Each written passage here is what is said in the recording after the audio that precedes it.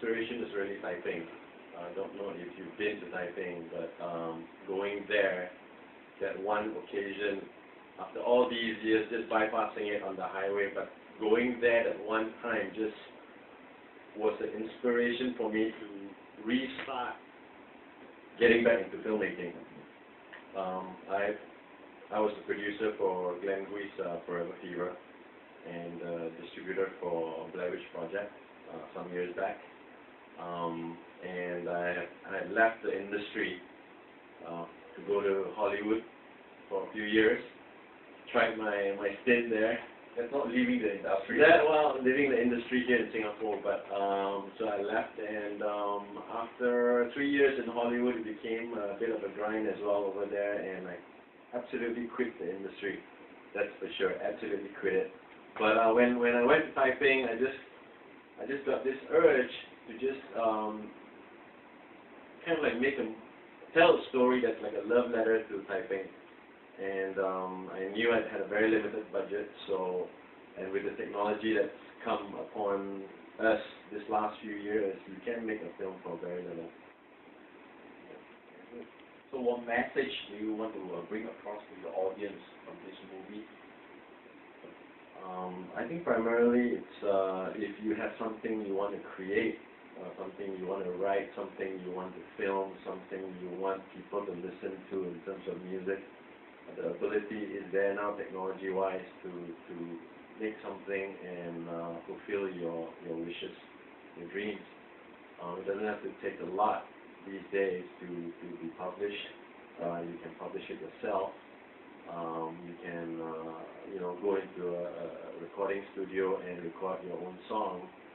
I think you can even do that from your own room, your bedroom nowadays. And if you want to make a movie, just go out there and make a movie. I don't know if people will turn up to watch the movie at the end of the day, but at least you get your message out there. Very good. So in this movie, what are your proud moments? Are they the cast, the story? I think the movie was actually made with 8 of us in the cast and the crew. As you can tell from the very slow credit crawl at the end, we didn't have very many people on our project. But there was 8 of us, and we took turns responsibility-wise. I was picking up the cables, running here and there. We were all doing everything. But I think the proudest moment was when I didn't break my budget in terms of having breakfast. There was like 8 of us, and having breakfast in Taiping is only like less than 20 ringgit, so that was a savings there. That was my proudest moment. Yeah. The breakfast? Yeah, the breakfast.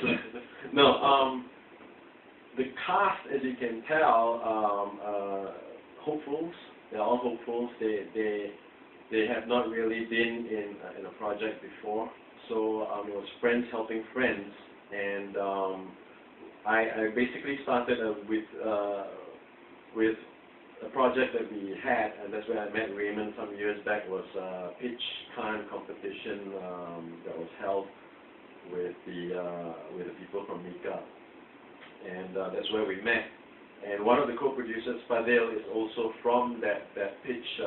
He was one of the pitch finalists, and we sat down and we co-wrote the whole thing.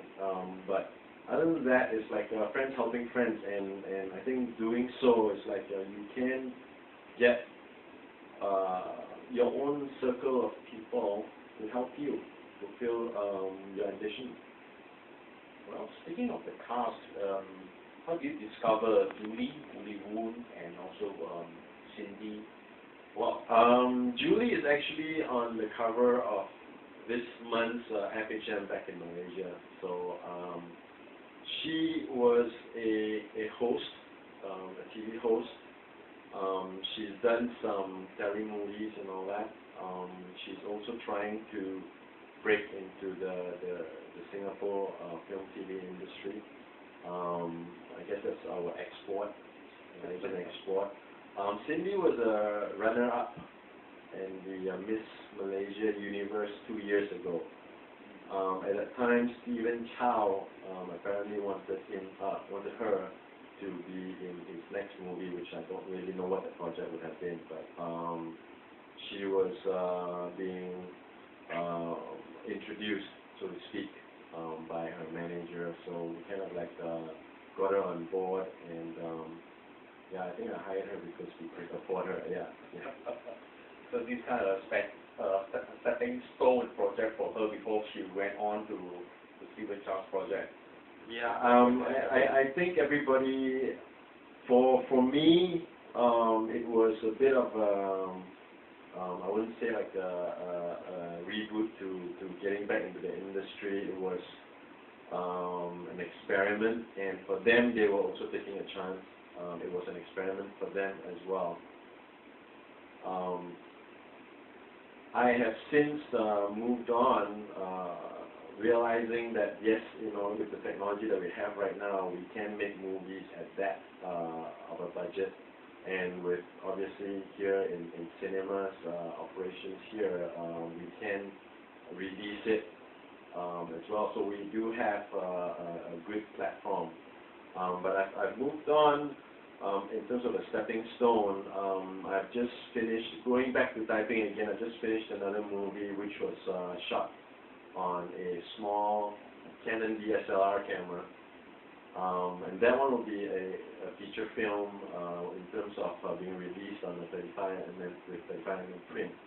But again, that was a stepping stone up to that level simply because I wanted to experiment, play around with the technology that we have right now and see where we can get. Well, we have talked about you have a very limited budget in making this movie. Can you share with us what sort of budget are you talking about? The entire movie here, even with friends helping, everybody had to have everybody had to be fed, everybody had to have accommodations, because all of us went up to Taipei for 10 days. And accommodations and food wasn't really the big expense.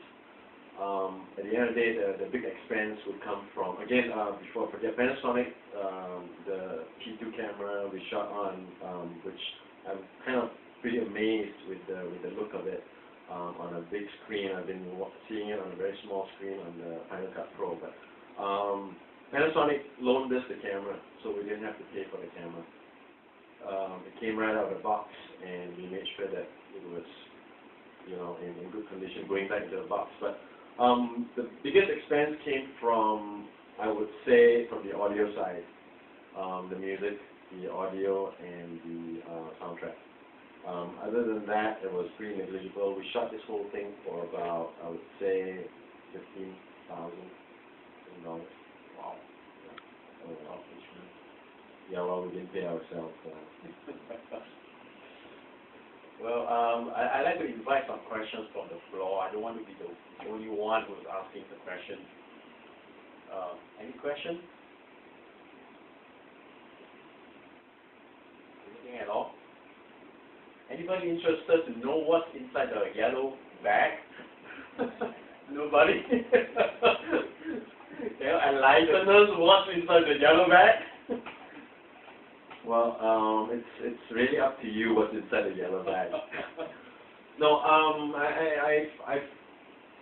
when I wrote the script, it was, and as you can see from the big spritzer water, they didn't really sponsor us. In fact, they just gave us a few cases of spritzer water, and they allowed us to film on set. They have a water cafe. That was the water cafe that we filmed in. Real quickly, Taiping rains 365 days a year. It rains all the time, and that's why Spritzer bottles their water there, because it collects like a lake underground, so they can tap on the water anytime. So their business is that. But what was the question again? Sorry. Yeah, we didn't have, Spritzer wasn't a sponsor, but the inspiration came from, again, the yellow bag. The inspiration came from the Piano Cafe. I went up to see Spritzer for another project, and I was at a corner, traffic junction, and I saw the Piano Cafe. And I thought, wow, what a beautiful place, the piano cafe. I didn't step inside. I don't know what it was inside. I just wrote a script. I said, okay, what do I want to write? I said, okay, well, why can't I just write something simple? Because I know I have a $15,000 budget. I can't write a big blockbuster. So I wrote something simple, and but up to that point, I never got permission from the piano cafe owner to shoot there. So I was like apprehensive about that. And when I wrote the script, I wrote it with a piano inside the piano cafe, thinking that there would be a piano inside the piano cafe. But I was like, you know, when I reached there, I was, you know, by some awful turn of luck, there wouldn't be a piano in the piano cafe. Then I'd be really screwed. So I went in. There was a piano in the piano cafe, and the owners were nice enough to actually let us film there, so long as we ate there. So, yeah. Back there when our budget, the house was food there. Well, the piano cafe has since closed down, unfortunately, so you guys made your way up to Taipei and wanted to take a look at what a piano cafe was for yourself. It's gone.